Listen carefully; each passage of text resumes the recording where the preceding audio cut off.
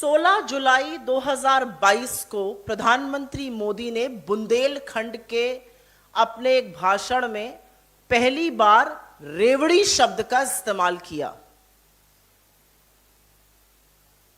यह चौंकाने वाली बात है और थोड़ी विस्मय वाली बात है कि चुनाव आयोग उसके बाद जागा और उन्होंने फ्रीबीज, रेवड़ी ऐसे शब्दों पर एक बहस करने के लिए राजनीतिक दलों से उनका जवाब मांगा।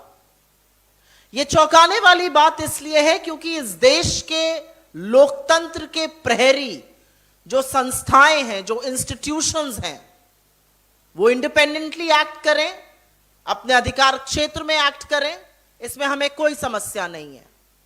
लेकिन प्रधानमंत्री मोदी की 16 जुलाई की रैली के भाषण के बाद जब चुनाव आयोग हरकत में आता है और उस प्रभाव में कुछ करता है तो थोड़े सवाल जरूर उठते हैं उनकी विश्वसनीयता पर, उनकी साख पर, उनकी प्रतिष्ठा पर। और मेरा अपना मानना है कि ये जो रेवड़ी का डिबेट है, जो ये रेवड़ी की चर्चा है, ये कहीं ना कहीं एक गलत दिशा में जा रही है। हम एक लोकतंत्र में रहते हैं जहां पर जनमत सर्वोपरि है। रेवड़ी हो या शर्फी हो या गजक हो, जो भी हो, कुछ चीजों का फैसला एक लोकतंत्र में जनता पर छोड़ देना चाहिए, उनके मत पर छोड़ देना चाहिए, उनके विवेक पर छोड़ देना चाहिए। और जनता चुनाव के बाद आपका सम्मान करती है अगर वो आपकी बातें मानकर आपको जिता देती है, और आपको दंड देती है अगर हरा देती है। तो कुछ चीजें जनता के विवेक और मत पर छोड़ देनी चाहिए। उसमें दखलंदाजी करना मुझे लगता है कहीं ना कहीं लोकतंत्र पर भी सवाल खड़े करता है। रेवड़ी का डिबेट कहीं ना कहीं एक मिसप्लेस्ड प्रायोरिटीज का भी डिबेट है। आखिर रेवड़ी क्या है? इस देश में बेरोजगारी, कम आय और महंगाई से जूझते हुए लोगों के सस्टेनेंस के लिए भी अगर आप कुछ सहयोग करते हैं तो क्या वो रेवड़ी है? और अगर वो रेवड़ी है तो 10 लाख करोड़ के जब आप कर्जा माफी करते हैं अमीरों की, तो वो क्या है? वो अशर्फियां है कि वो रेवड़ी कही जाएगी? इस बात पर भी चर्चा हो जानी चाहिए। अगर गरीब के लिए कुछ सरकार करेगी, और इंडिया एक वेलफेयर स्टेट है, अगर गरीब के लिए कुछ सरकार करेगी तो उसको रेवड़ी कहा जाएगा, और जो अमीरों के लिए काम होगा उसको क्या कहा जाएगा? वो इंसेंटिव क्यों है? उसमें फिस्कल प्रूडेंस नहीं याद आती है, इसमें फिस्कल प्रूडेंस याद आती है। मैं क्रमवार तरीके से कुछ बातें आपके सामने रख देना चाहती हूं, और वो बातें रखनी जरूरी है। सबसे पहले तो अधिकार क्षेत्र का सवाल आता है, ज्यूरिसडिक्शन। चुनाव आयोग ने हमसे जवाब मांगा था और हमने अपने जवाब में यह विस्तृत उल्लेख किया है कि आर्टिकल 324 जो संविधान का है, उसके तहत फ्री एंड फेयर इलेक्शन कराना चुनाव आयोग की जिम्मेदारी है, उनका कार्यक्षेत्र है, उनका कर्तव्य है। और इसीलिए चुनाव आयोग ने समझ दिखाते हुए राजनीति में दखलंदाजी करने से परहेज किया है पास्ट में। Chapter 19A of the Indian penal code 1860 और the representation of people act 1951 commission को यह निर्धारित करने में मदद जरूर करता है कि क्या वैधानिक है और क्या असंवैधानिक है, क्या लीगल है और क्या इल्लीगल है। और इसी के चलते सांप्रदायिक लफ्फाजी, बयानबाजी, नफरती भाषण और अत्यधिक प्रभाव, अनड्यू इन्फ्लुएंस का समाधान करना आयोग का काम है। लेकिन क्या आयोग का काम यह है कि पॉलिटिकल पार्टीज लोगों के सामने क्या वादे करती हैं और लोग उन वादों से कितना प्रभावित होकर उनको वोट करते हैं, कितना विश्वास जताते हैं? हमारा अपना मानना है कि यह उनके अधिकार क्षेत्र में नहीं है। तो पहली बात हो गई अधिकार क्षेत्र की। दूसरी बात हो गई एनफोर्सेबिलिटी की, कि जो कानून बने हुए हैं उनका कितना पालन हो रहा है, उनकी कितनी देखरेख हो रही है, उनका कितना कार्यवान हो रहा है। हमें यह कहने में बिल्कुल परहेज नहीं है कि हमारा कानून कहता है कि सैन्य बलों का इस्तेमाल चुनाव में कोई राजनीतिक दल नहीं करेगा, लेकिन भारतीय जनता पार्टी ने तमामों पोस्टरों के तहत, भाषणों के तहत प्रधानमंत्री मोदी जी ने और अमित शाह जी ने सैन्य बलों का प्रयोग किया। हम इस पर आयोग के पास गए और आयोग ने उनको क्लीन चिट दी। आयोग के सामने बड़े ज्वलंत मुद्दे हैं और हमारा मानना है कि पहले उन ज्वलंत मुद्दों का निर्वहन कर लीजिए, बाकी बातें तो बाद में करिएगा। चाहे इंडियन रेलवेज का दुरुपयोग करना हो प्रचार के लिए, ऑफिशियल एजेंट्स का बार बार मॉडल कोड ऑफ कॉन्डक्ट का उल्लंघन करना हो, प्रचार प्रसार करना हो निर्धारित समय के बाहर, ये सारे काम राजनीतिक दल भारतीय जनता पार्टी ने और प्रधानमंत्री मोदी ने किए हैं। इसकी सबकी सबमिशन हमने इलेक्शन कमीशन को बार बार दी है और लगातार उनको क्लीन चिट मिल जाती है। तो हमारा अपना मानना है कि सबसे पहले तो जो कानून बने हुए हैं उनको क्रियान्वित किया जाए, बाकी अधिकार क्षेत्र तो बाद में बढ़ाने की बात की जाए। अब यहां पर एक और बात आती है और यह बात है डेफिनेशन की, जो मैंने पहले भी कहा कि चुनाव आयोग कैसे डिसाइड करेगा फ्रीबी क्या है।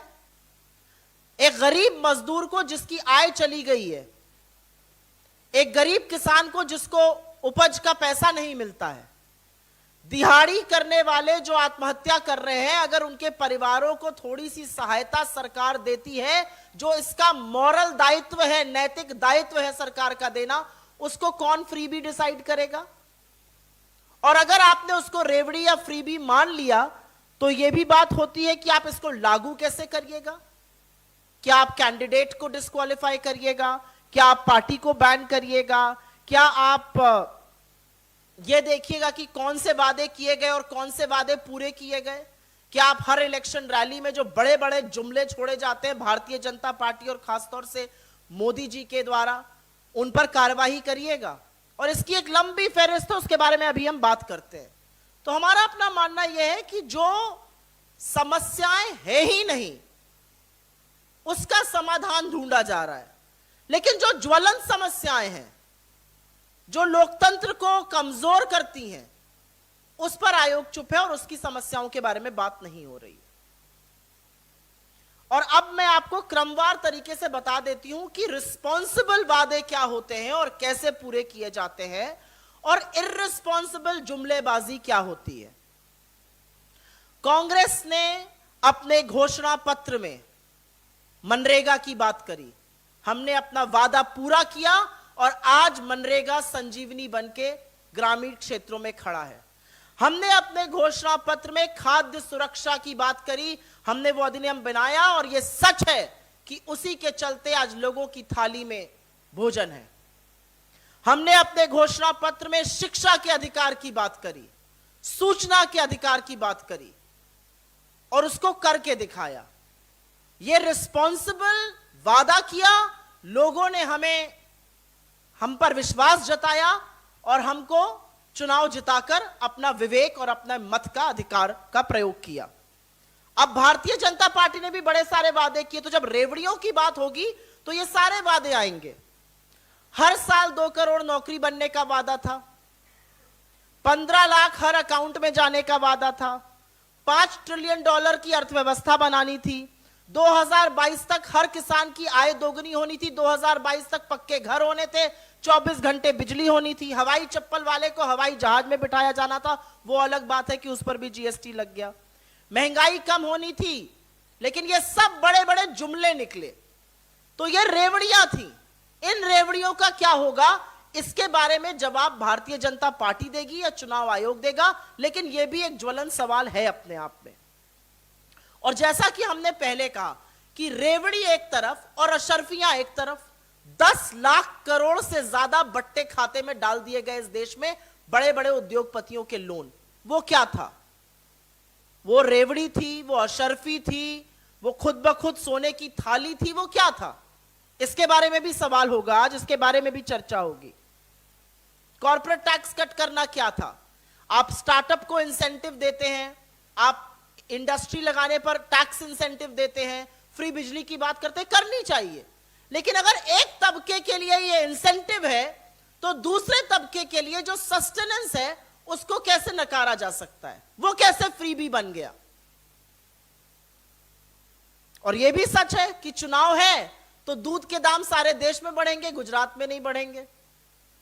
सीएनजी और पीएनजी के दाम सारे देश में बढ़ेंगे, गुजरात में घटाए जाएंगे। अमित शाह जी गुजरात में जाकर फ्री सिलेंडर का दावा करते हैं। ऐसा दावा तो प्रधानमंत्री जी ने और अमित शाह जी ने यूपी में किया था। दिवाली में कितने लोगों को फ्री सिलेंडर होली दिवाली मिला, इसका भी उल्लेख हो जाए। तो असलियत यह है कि चुनाव में लफाजी करना एक बात है, लोगों की सुरक्षा, लोगों की सस्टेनेंस पर बात करना दूसरी बात है। और यह एक मिसप्लेस्ड डिबेट है। इस डिबेट की वेलफेयर स्टेट में और लोकतंत्र में कोई जगह नहीं है। हर पार्टी अपने विवेक अनुसार, हर पार्टी अपनी क्षमता अनुसार, हर पार्टी विचार विमर्श करके ऐसी बातें जनता के सामने रखती है। जो ऐसा नहीं करते हैं जनता उनको नकार देती है, जो ऐसा करते हैं अगर जनता का विश्वास है तो उसको जिता देती है। कुछ चीजें लोकतंत्र में, लोकहित में जनता पर छोड़ देनी चाहिए, उनके विवेक पर, उनके सामंजस्य पर, उनके मताधिकार के लिए छोड़ देनी चाहिए। हर चीज को प्रधानमंत्री की रैली के बाद एक मुद्दा बनाना सर्वथा गलत है। आपके सवालों का स्वागत है। हम आपके साथ जो हमने इलेक्शन कमीशन को अपना ये वक्तव्य दिया है, जो अपना रिस्पांस दिया है, वो जरूर साझा करेंगे। उसको देख लीजिए आप लोग। उसमें हमारी विस्तृत रूप से क्या पोजीशन है इस पूरे मुद्दे पर वो है। और चुनाव आयोग से हमारी दरख्वास्त है, चुनाव आयोग से हमारी रिक्वेस्ट है, चुनाव आयोग से हमारा असर्शन है कि जो मुद्दे ज्वलंत और आपके सामने हैं, जो आपके एकाधिकार में है, जो आप ही के कानून क्षेत्र की चीजों का उल्लंघन करते हैं, पहले उनका समाधान करिए, पहले उस पर एक्ट करिए। धन्यवाद।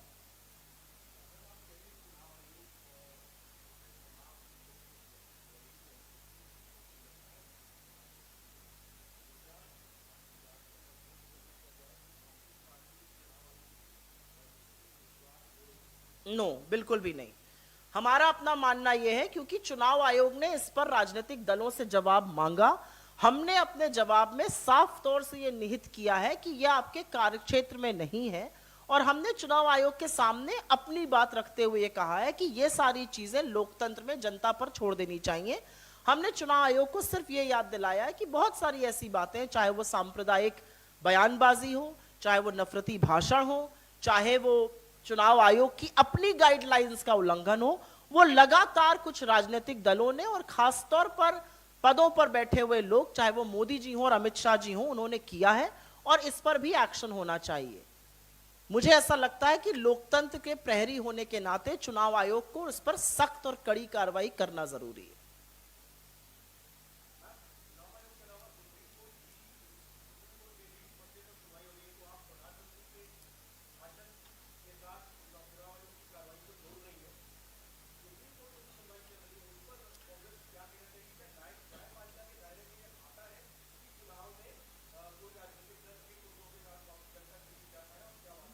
मैं आपसे थोड़ी सी गुस्ताखी करके डिसएग्रीमेंट करती हूं। मैं जोड़ नहीं रही हूं, मैं सिर्फ यह कह रही हूं कि 16 जुलाई 2022 के पहले इस पर किसी संस्था ने कोई चर्चा नहीं करी थी और एकदम से रेवड़ी इस देश का सबसे बड़ा मुद्दा बन गया है।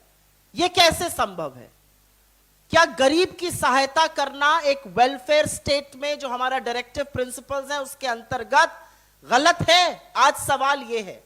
आज सवाल यह है कि जो सरकार दंभ बढ़ती है फ्री राशन का, जो खाद्य सुरक्षा अधिनियम के तहत जो हमने बनाया दिया जा रहा है, क्या वो गलत है?